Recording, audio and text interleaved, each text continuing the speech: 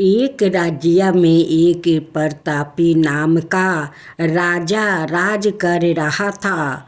उसकी 3 रानियां थी। उन तीनों रानियों से उसे कोई संतान नहीं हुआ, तो उसने चौथा विवाह अपने पड़ोसी राज्य के राजकुमारी से कर लिया।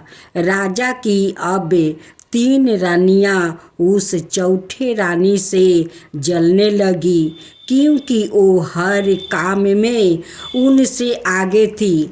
बड़ी रानियां हमेशा उसे परेशान करने के लिए कुछ न कुछ किया करती थी। एक दिन राजा को युद्ध के लिए जाना पड़ा। उसने बड़ी रानी से कहा, मेरे आने तक सबका ध्यान रखना। बड़ी रानी को अच्छा मौका मिल गया। छोटी रानी को यहाँ से भागने का उसने छोटी रानी से नौकरानी वाले काम कराना शुरू कर दिया। बड़ी रानी के पास एक हिरन था।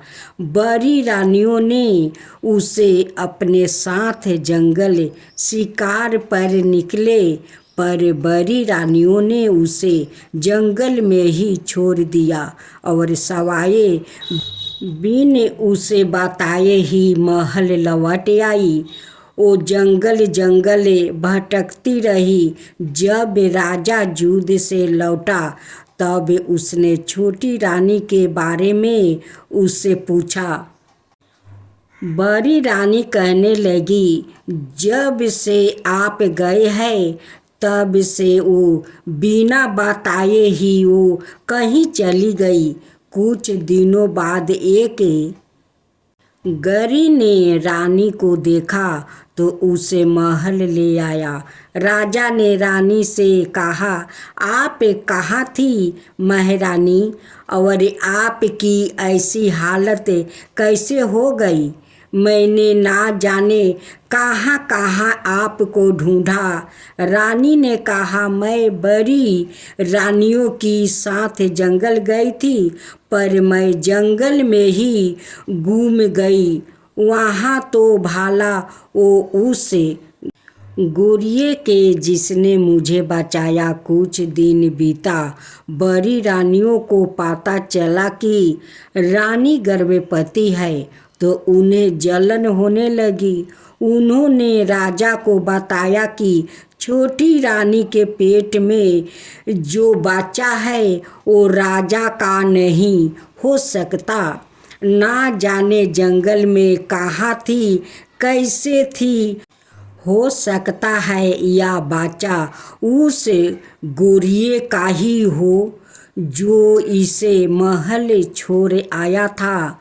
जब छोटी रानी को यह पता चला तो वो रोने लगी।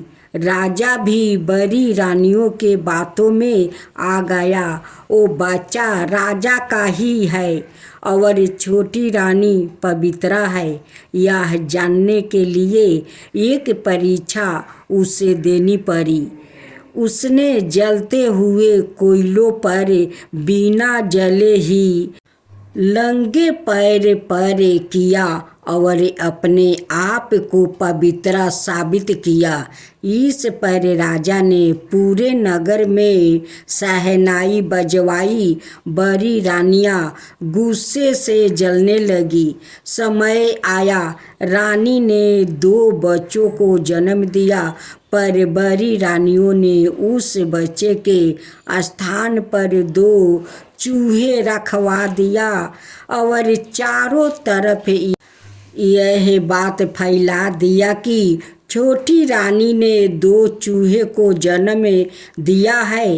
राजा तो खुशी से उछल रहे थे जब उन्हें पता चला कि रानी ने 2 बच्चों को जन्म दिया है, पर जैसे ही उसे बड़ी रानियों से पता चला कि बच्चे चूहे हैं, तब वो बहुत क्रोधित हो गए और रानी को देखने भी नहीं गया।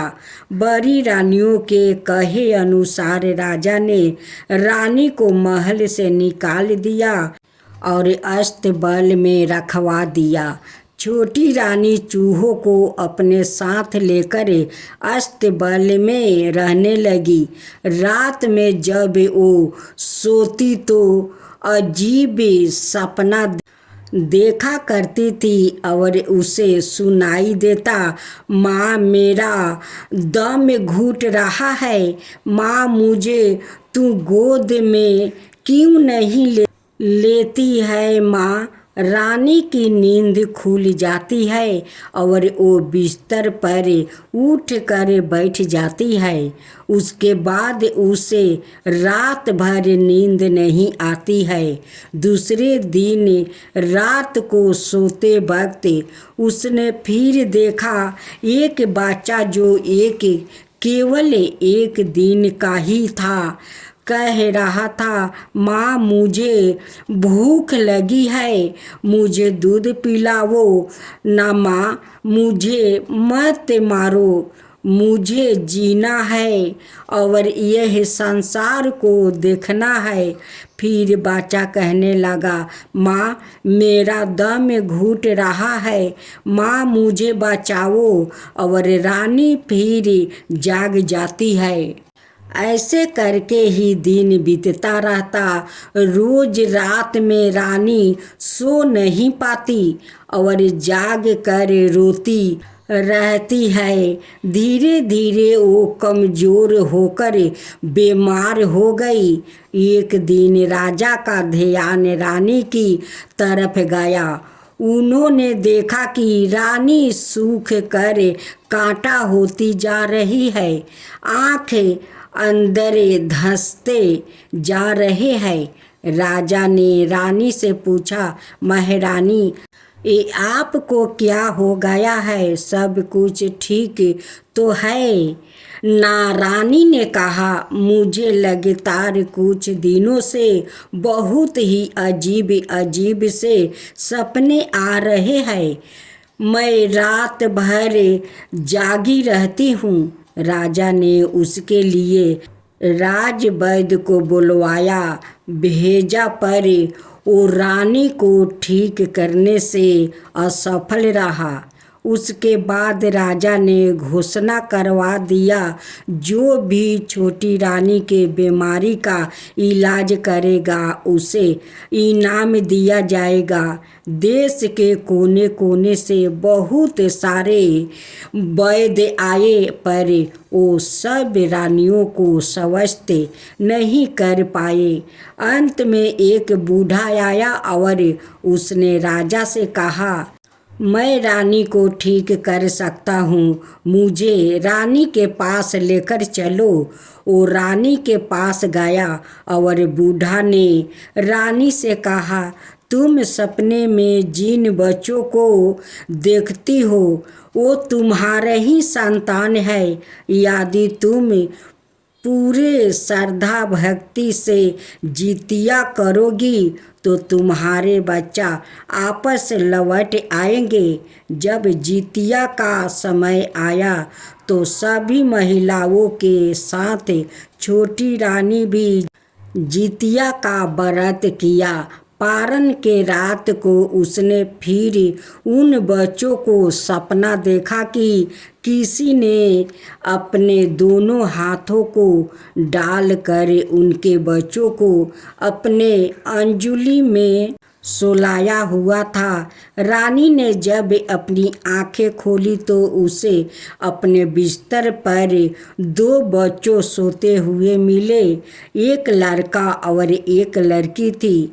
रानी बहुत खुश हुई और दोनों को अपने गले से लगा लिया। उधर रात में राजा को भी एक सपना आया, जिसमें एक बूढ़े ने उसे बताया कि छोटी रानी के दो बच्चे हुए थे, जिसे बड़ी रानियों ने मिट्टी के घड़े में डालकर जिंदा ही दफन कर दिया था। अगले दिन राजा ने बड़ी रानियों से सब कुछ पूछा तो उन्होंने डर के मारे सब कुछ बता दिया। राजा को बहुत गुस्सा आया और उसने छोटी रानी को बुलाया और कहा, इन लोगों ने आपके बच्चों को जिंदा ही जमीन में दफन कर दिया था। इन्हें आप जो भी सजा देना चाहे दे सकती है। छोटी रानी ने कहा, मेरे बच्चे तो मुझे मिल गया, उन्हें सजा देने की कोई ज़रूरत नहीं है। राजा ने उन्हें महल से निकाल दिया और वो अब अस्तबल में रहने लगे। जीवत वाहन के कृपा से उनका परिवार आनंद से अपना जीवन बिताने लगे और रानी के साथ साथ बड़ी रानियों ने भी जितिया का व्रत करना आरंभ कर दिया। तो बोलो जितिया भगवान की जय, जितिया भगवान की जय।